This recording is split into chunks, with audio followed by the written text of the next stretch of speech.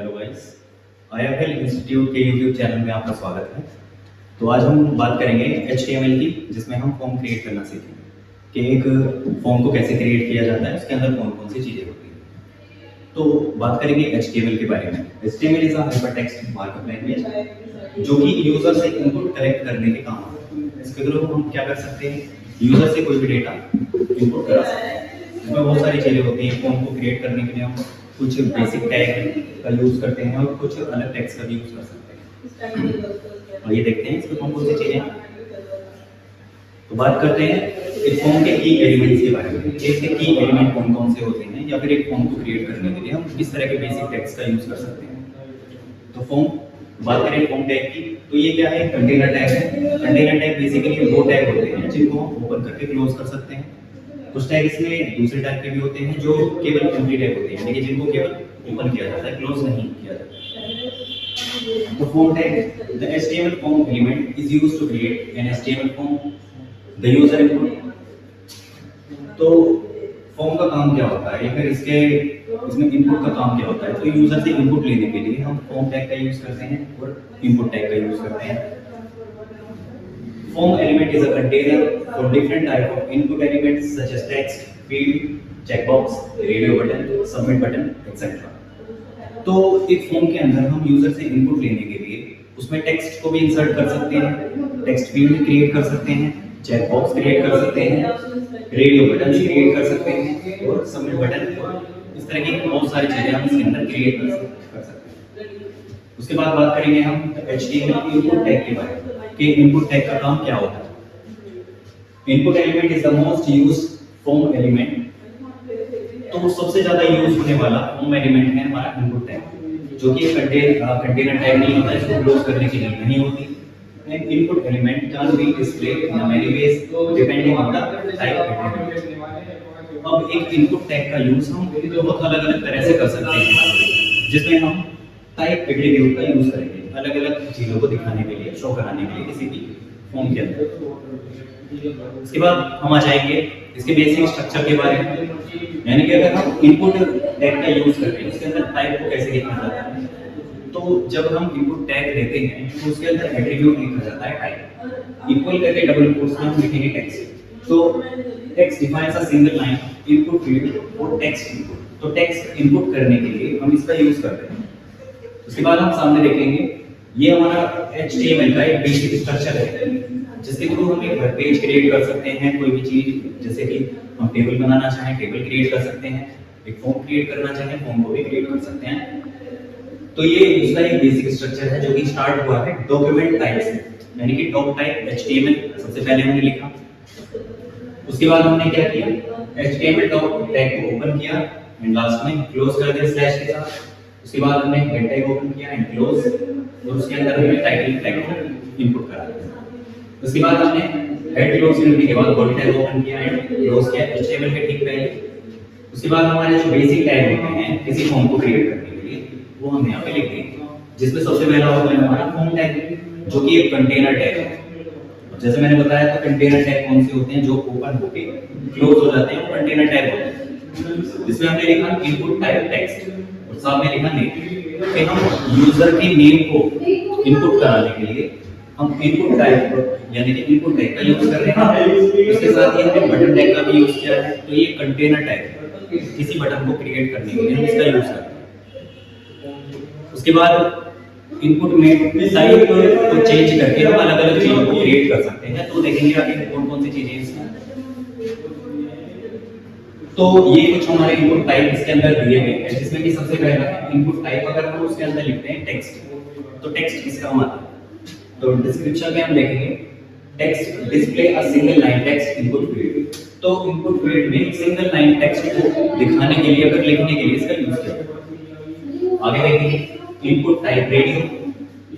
अगर हम input type के अंदर इस तरह से रेडियो लिखते हैं तो उसका मतलब क्या होता है। तो display a radio button for a selecting one of many choices, यानी कि अलग अलग चॉइस में से किसी एक को सिलेक्ट करने के लिए हम रेडियो का यूज करते हैं। इसके बाद नेक्स्ट पे हम देखेंगे इनपुट टाइप चेकबॉक्स। ये चेकबॉक्स का यूज करो। चेकबॉक्स बेसिकली एक तरह का बॉक्स होता है जिसके अगर हम टिक करें तो राइट का सिंबल बन जाएगा, तो क्या होता है चेकबॉक्स। तो checkbox display one checkbox for selecting zero or more of many choices. यानी कि इसके जरिए हम क्या कर सकते हैं, बहुत तरह के अलग अलग चॉइसेस को टिक करके इसका यूज कर सकते हैं। उसके बाद हम आ जाएंगे इनपुट टाइप में सबमिट के सबमिट ऑप्शन। तो basically submit option display a submit button for submitting the form, यानी कि किसी फॉर्म को सबमिट करने के लिए हम इनपुट टाइप में एक बटन को क्रिएट कर सकते हैं जिससे कि हम फॉर्म को सबमिट कर पाए। इसके बाद हम बात करेंगे इसमें नेक्स्ट चीजों की, जिसमें है हमारे कुछ अलग टाइप, यानी कि इनपुट के कुछ और भी इसमें टाइप दे रखे हैं। जैसे कि इनपुट टाइप अगर हम बटन करते हैं तो इसके थ्रू हम क्या कर सकते हैं, बटन्स को क्रिएट कर सकते हैं। किसी फॉर्म में फॉर्म को सबमिट करना हो, रीसेट करना हो, तो इस तरह के बटन्स को क्रिएट करने के लिए इसका यूज करेंगे। नेक्स्ट है इनपुट टाइप कलर। तो बेसिकली कलर का काम होता है जब भी हम कोई कलर पैलेट अपने फॉर्म के अंदर ऐड करना चाहते हैं, तो ये हमें बहुत सारी चीजें अलाउ करता है। जैसे इसके जरिए हम कलर्स को सेलेक्ट कर सकते हैं। इसके बाद आएगा इसमें इनपुट टाइप डेट। तो डेट बेसिकली कैलेंडर को ऐड करने के लिए इसका यूज किया जाता है। इसके बाद इसमें इनपुट फाइल, यहाँ से फाइल को सेलेक्ट कर सकते हैं, इमेज, मंथ और बाकी की सारी चीजें इसमें दे रखी हैं। तो इनका यूज करके भी हम एक फॉर्म में बहुत सारी चीजें अप्लाई कर सकते हैं इनपुट टैग के जरिए। उसके बाद हम देखते हैं कि इसका प्रैक्टिकली हम यूज कैसे करेंगे। तो बात करते हैं इसके प्रैक्टिकल। तो इसके प्रैक्टिकल को करने के लिए हम स्टार्टिंग में या तो नोटपैड का यूज कर सकते हैं, नोटपैड प्लस प्लस का यूज कर सकते हैं, या फिर विजुअल स्टूडियो कोड का भी यूज कर सकते हैं। तो इसके प्रैक्टिकल को देखने के लिए हम इसमें ओपन करेंगे नोटपैड को।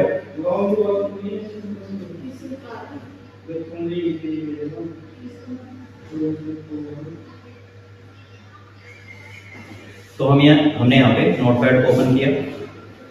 इसके फॉन्ट साइज को इंक्रीज कर देते हैं जिससे कि साफ साफ विजिबल।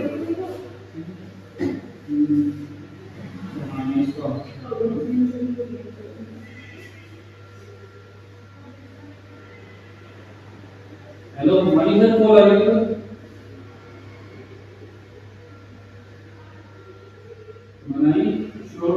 तो ये हमारा बेसिक स्ट्रक्चर है HTML क्रिएट करने के बाद। तो इसमें हमने टेक्स्ट को ऐसे ही लिखा है, सबसे पहले डॉट टाइप, उसके बाद HTML, उसके बाद हमारे जितने भी बाकी के टैग होते हैं वो हमने यहाँ पर लिख दिए। इसके बाद हमें क्या करना है, फाइल को सेव कर देना। तो सेव करने के लिए सिंपली हम Ctrl+S का यूज करेंगे और फाइल को हम किसी भी लोकेशन पे सेव कर सकते हैं। उसके बाद हम इसका आउटपुट देखेंगे, इसका आउटपुट क्या होता है।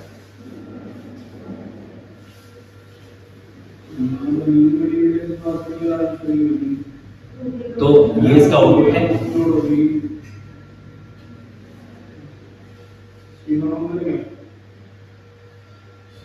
जिसको हम क्लियरली अपने मेन स्क्रीन पर देख सकते हैं।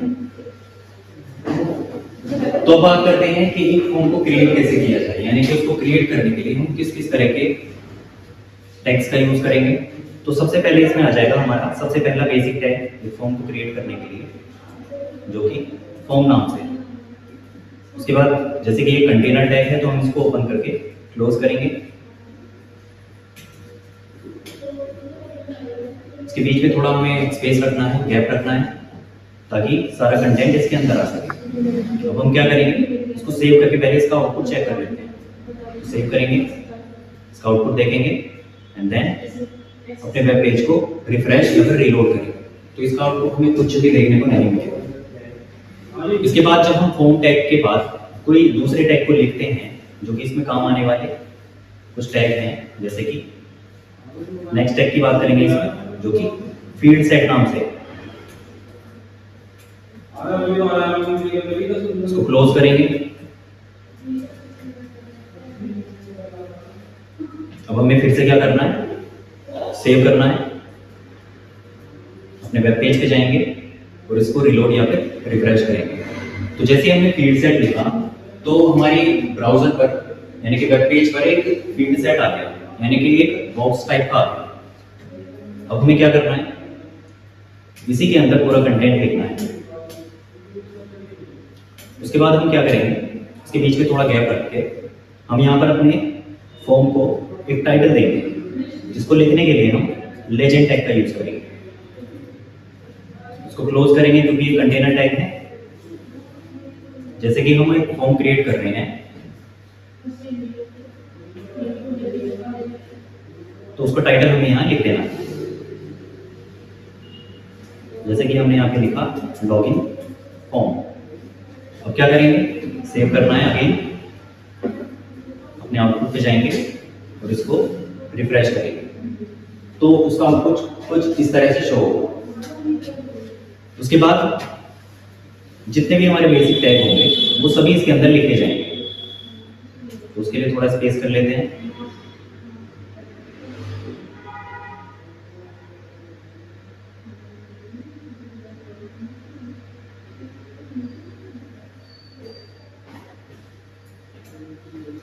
उसके बाद हमारा जो बेसिक टैग है वो आ जाएगा।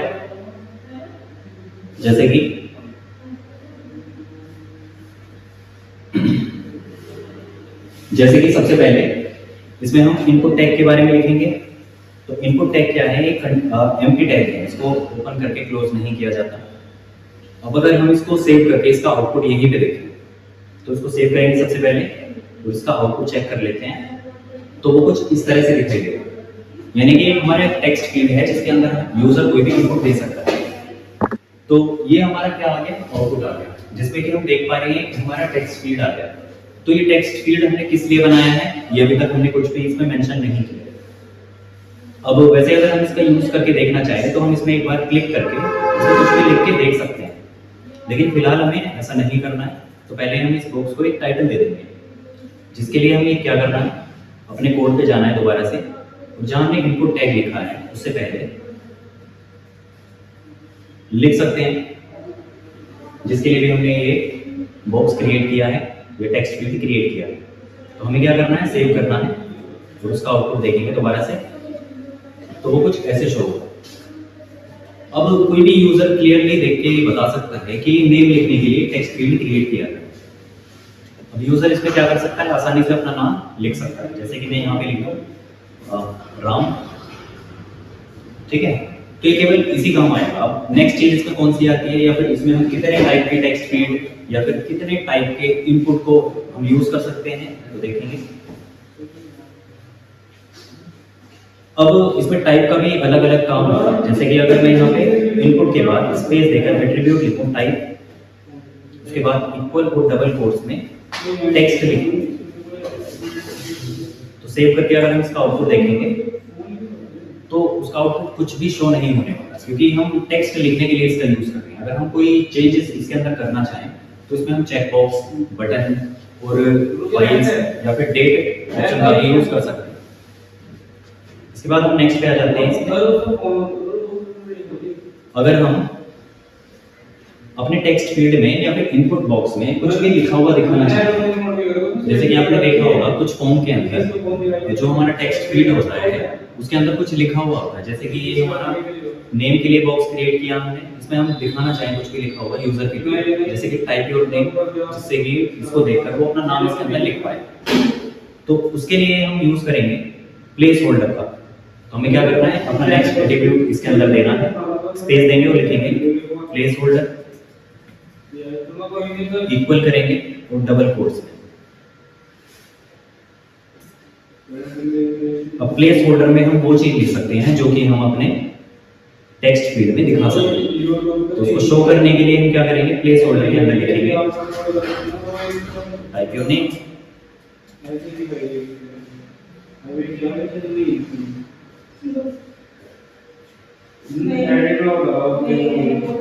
अब इसको अपने आउटपुट पे शो कराने के लिए हमें क्या करना होगा, फिर से अपनी फाइल को सेव करना होगा, अपने आउटपुट पे जाएंगे और रिफ्रेश करके इसका रिजल्ट क्लियरली देख सकते हैं, जो कि हमने इनपुट फील्ड में लिखा टाइप योर नेम, उसके अंदर आ गया। तो क्या ये ऐसे ही लिखा रहेगा, अगर कोई भी यूजर इसके अंदर इनपुट कराता है अपना नाम तो तब भी विजिबल होगा? नहीं। अगर हम इस पे एक बार क्लिक करते हैं और लिखना स्टार्ट करें तो ये ऑटोमेटिकली रिमूव हो जाएगा। अब इसके बाद हम इसमें और भी चीजों का यूज कर सकते हैं, जैसे कि अगर हम एक और इनपुट बॉक्स बनाना चाहें तो हमें फिर से क्या करना होगा, इनपुट टैग में लिखना होगा। उसके बाद हम इसमें टाइप लिखेंगे इक्वल डबल कोट्स के अंदर अभी तक हम क्या कर रहे थे, टेक्स्ट ऑप्शन का यूज कर रहे थे। अगर मैं यहाँ पे लिख दूँ चेक बॉक्स और सेव करने के बाद इसका आउटपुट देखूं तो एक चेक बॉक्स आ गया सामने, जिसको हम क्या कर सकते हैं, माउस के एक क्लिक पर इस तरह से उसको सेलेक्ट कर सकते हैं। अगर मैं इस चेक बॉक्स को नीचे लाना चाहूँ तो उसके लिए हमें क्या करना है,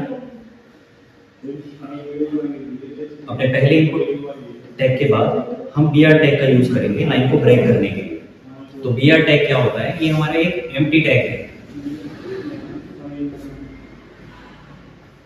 एम्प्टी टैग है, इसको क्लोज करने की नीड नहीं होती है, तो हम सेव करके क्लियरली इसका आउटपुट देख सकते हैं।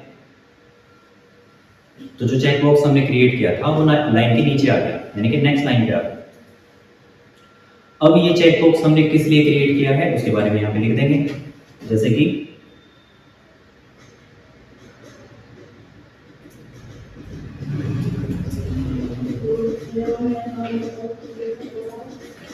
सेलेक्ट एज, यहाँ पे लिख देंगे अबव 18, सेव करेंगे और इसका आउटपुट कुछ ऐसा दिखाएगा। अगर हम एक और चेक बॉक्स क्रिएट करना चाहें तो वो भी क्रिएट कर सकते हैं। उसके लिए हमें क्या करना है, सेम यही लिखना होगा।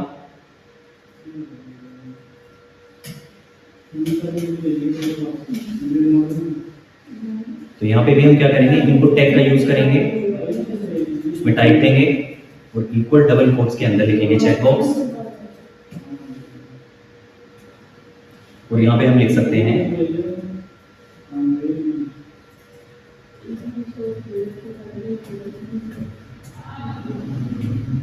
80। सेव करके इसका आउटपुट देखेंगे तो इसका आउटपुट कुछ ऐसे शो होगा। अगर यूजर इसके अंदर अपनी डिटेल लिखता है, जैसे कि उसका नाम हो गया, उसके बाद इस चेक बॉक्स के जरिए वो क्या कर सकता है, एज को सेलेक्ट कर सकता है। जैसे अगर वो अबव 18 है तो 18 पे क्लिक करेगा, अगर वो बिलो 18 है तो यहाँ पे क्लिक करेगा। उसके बाद आ जाते हैं अपनी नेक्स्ट टाइप, जो कि है इनपुट टैग। टाइप देंगे इक्वल करके डबल कोट्स में हम यहाँ पर क्लियरली लिख सकते हैं रेडियो। अब इसका यूज क्या है या फिर इसका आउटपुट क्या है वो पहले चेक कर लेते हैं। तो इसको सेव करेंगे अगेन और यहाँ पर इसको रिफ्रेश करेंगे तो आउटपुट में कुछ इस तरह का एक सर्कल क्रिएट हो गया, जिसके अंदर हम टिक करके इस तरह से दिखा सकते हैं। अब इसको हम किस लिए क्रिएट कर रहे हैं उस चीज को यहाँ पे लिख देंगे, जैसे कि हमने जेंडर के लिए क्रिएट किया है। तो यहाँ पर हम लिख सकते हैं मेल एंड फीमेल। सेव करेंगे,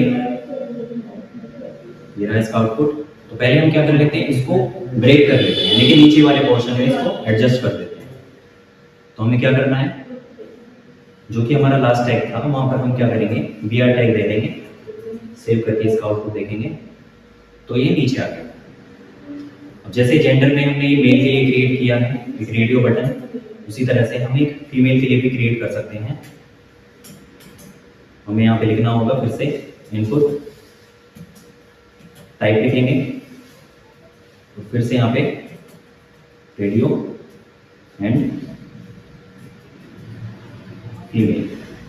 सेव करके इसका आउटपुट देखेंगे तो वो कुछ ऐसे शो होगा।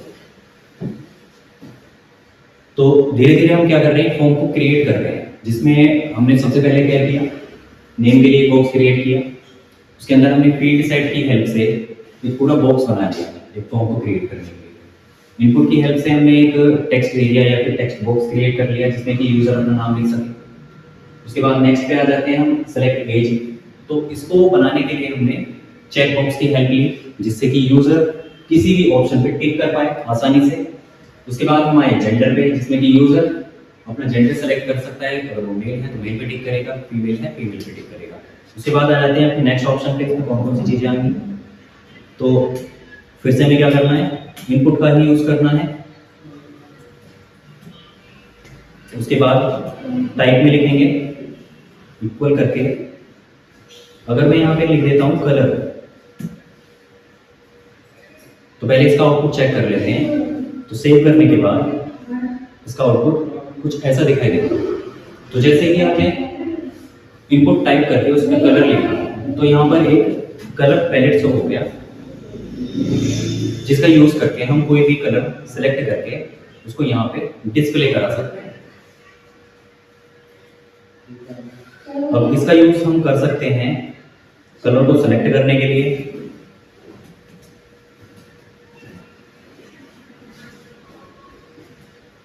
तो इससे पहले भी हम क्या करेंगे, BR टैग ऐड कर देंगे, जिससे कि ये नेक्स्ट लाइन पे आ जाए।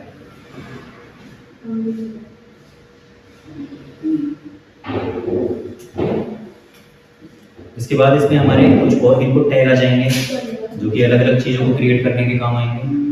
जैसे कि हम किसी फाइल को सिलेक्ट करना चाहें या फिर पासवर्ड के लिए एक बॉक्स क्रिएट करना चाहें, तो वो भी लिख सकते हैं।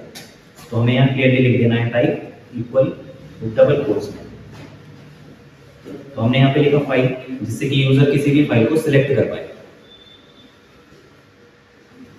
यहाँ पे लिखेंगे सिलेक्ट फाइल। तो पहले क्या करेंगे, इसको सेव करके इसका आउटपुट देखते हैं। तो इसका आउटपुट कुछ ऐसे शो होगा।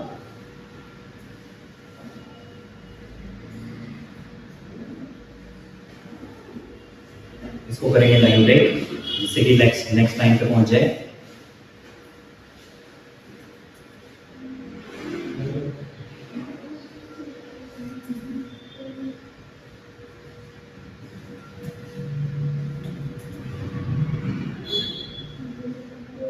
अगर हम इस ऑप्शन का यूज करके देखें तो ये कैसे काम करेगा, तो यहाँ पे लिखा है चूज फाइल। अगर हम यहाँ पे क्लिक करें तो इस पे डायरेक्टली हम किसी भी फाइल को सेलेक्ट करके यहाँ पे ऐड कर सकते हैं। तो जैसे हमने एक फोटो सेलेक्ट किया, तो उसका नाम और उसका एक्सटेंशन यहाँ पे शो हो रहा है, यानी कि फाइल हमने सेलेक्ट कर ली। इसके बाद एक फॉर्म को क्रिएट करने के बाद हम उसमें बटन्स भी बना सकते हैं, जिससे कि वो फॉर्म सबमिट हो सके या फिर रीसेट हो सके। अगर उसमें कोई गलती या फिर मिस्टेक हो जाती है तो हम उस फॉर्म को रीसेट भी कर सकते हैं बटन को क्रिएट करने के बाद। तो अभी हम क्या करेंगे, एक बटन क्रिएट करेंगे, जिसके लिए हम यूज करेंगे बटन टैग का। तो ये क्या है, कंटेनर टैग है। इसको हम ओपन करके क्लोज करेंगे।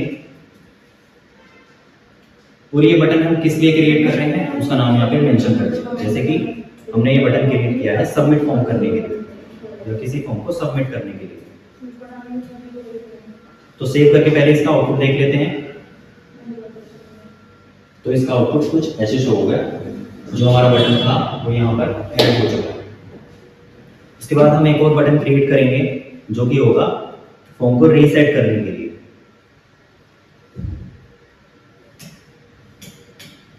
तो हम फिर से क्या करेंगे, बटन टैग को ओपन एंड क्लोज करेंगे।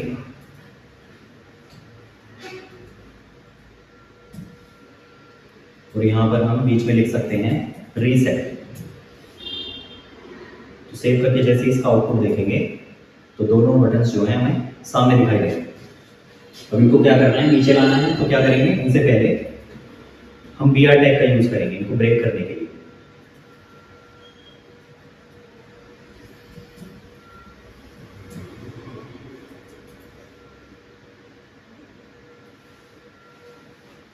तो फॉर्म लगभग हमारा कंप्लीट हो चुका है। सबसे पहले हमने इसमें नेम का यूज किया, जिससे कि यूजर अपना नाम इसके अंदर लिख पाए। उसके बाद हमने इसमें चेक बॉक्स का यूज किया, जिससे कि यूजर सेलेक्टेड डेटा को चेक कर पाए, टिक कर पाए। उसके बाद हमने इसमें जेंडर का यूज किया, जिसके लिए हमने रेडियो बटन का यूज किया। उसके बाद हमने इनपुट टाइप में कलर ऑप्शन का यूज किया, जिससे कि यूजर कोई भी फेवरेट कलर सेलेक्ट कर पाए। उसके बाद नेक्स्ट ऑप्शन है इसमें फाइल के लिए, अगर कोई यूजर अपनी किसी भी तरह की फाइल को इसमें सेलेक्ट करने के लिए हम इसका यूज कर सकते हैं। उसके बाद हमने इसमें दो बटन क्रिएट किए हैं, जो कि कंटेनर टैग होता है, यानी कि जो बटन टैग हमने इसके अंदर दिए हैं वो कंटेनर टैग है। बाकी जो हमारे इनपुट टैग है वो हमारे एम्प्टी टैग है, जिनको हमने केवल ओपन किया है, क्लोज नहीं किया। तो इस तरह के टैग की हेल्प से हम एक फॉर्म को क्रिएट कर सकते हैं जिसका काम होता है यूजर के लिए इनपुट लेने के लिए, यूजर का इनपुट लेने के लिए हम इस तरह से फॉर्म को क्रिएट कर सकते हैं। इसके अंदर हम बहुत सारे चीजों का यूज करेंगे। तो आज के लिए केवल इतना ही। तो अगर आपको हमारी वीडियो अच्छी लगी तो हमारे चैनल को सब्सक्राइब करें, वीडियो को लाइक करें और दूसरों के साथ शेयर करें। Thank you.